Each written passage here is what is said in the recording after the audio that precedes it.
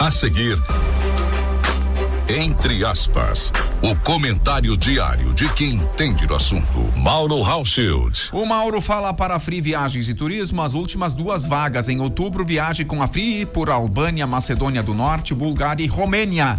Uma Europa autêntica espera por você. E também de Colégio Madre Bárbara, um legado que acolhe e que ensina. Pois hoje é 11 de agosto e o Brasil celebra o Dia do Advogado. Tradicionalmente, essa é uma profissão associada aos tribunais, aos processos judiciais, é verdade. Porém, a advocacia evoluiu. Hoje o advogado participa das decisões estratégicas de empresas, instituições e organizações, ajudando a prevenir riscos, construir soluções e oferecer sobremaneira segurança para quem precisa decidir. Acho que aqui está o ponto-chave. E para conversarmos sobre este novo papel da advocacia, é importante que quem está chegando, se formando, entenda esta nova realidade. O Mauro Hauschild, que é especialista no assunto, está aqui conosco para tratar sobre este tema. Parabéns, doutor Mauro Hauschild. Em teu nome, aqui a gente parabenizar todos os advogados que precisam entender essa nova função que a advocacia passa. Tudo bem contigo? Bom dia. Bom dia, Fernando. Bom dia, Martim. Bom dia. Bom dia aos nossos ouvintes. Hoje o Martim disse que eu tinha que vir trajado de advogado hoje, então hoje botei minha gravata aqui. Engravatado a rigor hoje, né? Não falei nada. E também queria aqui aproveitar para fazer esse registro, aproveitar a oportunidade, a audiência do programa também para parabenizar todos os meus colegas, advogados, advogadas, mandar um abraço aqui ao Leonardo Lamar, que é o nosso presidente da Ordem aqui no estado do Rio Grande do Sul, que até poucos dias esteve aqui no programa também, falando sobre a questão da terceira vara aqui de Lajeado. Aliás, temos que dar uma olhada nesse assunto, se evoluímos alguma coisa, porque é importante. 12 mil processos com um juiz, não vai andar, né, tio? Exatamente, esse é um dos desafios da advocacia, inclusive, e esse teu comentário guarda, uma conexão direta com a pauta, ou seja, vamos imaginar e hoje, num universo, de processos que nós temos hoje aqui na região, mas os universos de processos que nós temos no país, os dados estatísticos continuam apontando o crescimento do número de ações judiciais e as estruturas do Poder Judiciário não crescem na mesma proporção, então quer dizer, nós temos acúmulo de processos, Por que tem aumentado, Mauro? Porque eu reputo isso a 2 questões, a questão econômica, então as crises econômicas levam a esse tipo de situação de você ter que buscar judicialmente ou tentar encontrar judicialmente soluções para os problemas econômicos e sociais. Conflitos, E segundo, a questão de que nós ainda temos as faculdades de direito, e isso não é uma crítica, é só uma constatação, ainda toda ela vocacionada para a formação de advogados para o contencioso, para o litígio. E aí que as faculdades. Então a gente não tem ainda muitas disciplinas, por exemplo, falando de conciliação, transação, arbitragem, Nós ainda não temos uma prática muito recorrente de fazer defesas administrativas, porque isso inclusive é importante aqui fazer um destaque, eu militei muito tempo na parte de previdência, muitos advogados não gostavam de fazer recurso administrativo para o Conselho de Recursos da Previdência porque não tinham honorários. Então tu fazia o recurso administrativo, mas o INSS, já essa discussão começou à época quando eu estava na Previdência ainda, na presidência do INSS, mas depois novas direções permitiram agora que os honorários advocatícios também sejam pagos nos recursos administrativos, o que é bom, porque o Conselho de Recursos muitas vezes tem decisões muito mais favoráveis até que o Judiciário, e com isso julga mais rápido, agiliza. E o judiciário e o advogado acabam ganhando seus honorários. Por que mudou tu falas aqui sobre uma mudança de função quase, em que as faculdades, como tu relatas, aliás, não é só na advocacia que as faculdades têm tido dificuldades de se modernizar, se adaptar, até porque são currículos montados, todo um processo de ensino pedagógico adaptado que não é tão rápido de se modificar, mas tem sido demorado além da conta, porque tem que formar gente para aquilo que o mercado precisa e não para aquilo que tu quer forçar que aconteça. Mas por que mudou a dinâmica da função do advogado? Por que ele tem que estar mais ligado à conciliação? Por que isso passou a ser uma realidade? Porque, na verdade, Fernando, hoje, a gente precisa superar, uma expressão histórica que existe, de que advogado é custo. E hoje eu tento, né, demonstrar para os clientes, demonstrar em espaços como esse que a gente tem, que advogado que trabalha bem e que se envolve com o problema do seu cliente e que tenta construir soluções ao lado do seu cliente, ele é investimento. Perfeito. Né? Porque hoje, considerando o tempo que um processo judicial leva e a oscilação da jurisprudência, ou seja, tu não tem uma certeza absoluta, né? Às vezes tu recebe um cliente, tu vê uma causa muito boa, tu dá uma analisada na jurisprudência do Tribunal de Justiça, do STJ, eventualmente do Supremo, diz, cara, parece que tá tudo alinhado.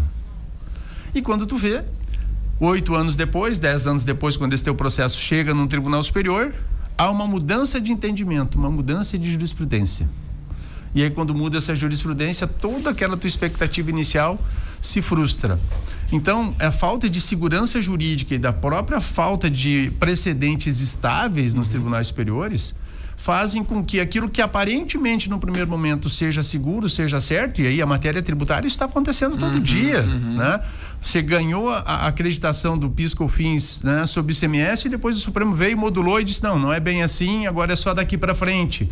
Né? Nós temos clientes aqui em Lajeado que estão, depois de já ter ganho, já ter compensado o crédito, a Fazenda entrou com uma ação rescisória para pedir de volta os valores que tinham sido compensados. Mexe com o psicológico. Uma empresa que né, não está preparada para esse cenário, né? Então, isso tudo gera insegurança. Então, hoje eu tenho uma lógica de quando sentamos com o cliente, antes de discutir se a gente quer fazer atenção, né? Se a gente quer se aproveitar do sangue dos olhos, da adrenalina do coração do cliente que está ali furioso com outro cliente ou com a receita, diz, olha, para um pouquinho, vamos sentar e vamos fazer uma análise de cenário. Tudo bem, eu te entendo, eu compreendo que você está magoado, você está chateado, você quer... Mas e se não der certo? Quanto isso impacta? Quanto isso custa, né? No curto, no médio, no longo prazo? Se é receita. Sim. Se a gente ficar brigando, tu vai ter que depositar o valor, ou tu vai ter que contratar um seguro garantia, e aí tem prêmio todo ano para pagar de seguro. Tem que ser um pouco psicólogo também? Tem que ser um pouco psicólogo também, e aí que é um papel importante do advogado, né? O cliente também precisa encontrar no advogado alguém que faça ele refletir sobre o problema que ele tem, né? Sobre os impactos da decisão. Perfeito. Vão trazer para ele, vão refletir para ele, porque às vezes o advogado é muito recorrente, diz, bom, é isso que o cliente quer? Então eu faço. Melhor não seria isso, mas eu vou fazer porque o cliente quer. Aqui, Mauro, tem um ponto importante. E aí, trazendo para a questão empresas, né? Ainda há um conceito, me parece, e aí trazendo isso para um sabor muito local, de empresas familiares, pequenas, né? De que as empresas têm o advogado por, preciso ter, quando dá um problema, preciso poder acionar o cara, né? Na verdade, devem ter o advogado e pagam ele possivelmente todo mês, mas ele não está presente no mundo, nas decisões do dia a dia. O que tu está sugerindo é que o advogado tenha uma presença mais permanente na vida dos próprios negócios. Exatamente. E hoje, né, eu diria mais do que isso, né? Nós estamos vendo um crescente agora também, de mesmo as pequenas, médias empresas familiares hoje, por exemplo, estão estruturando conselhos.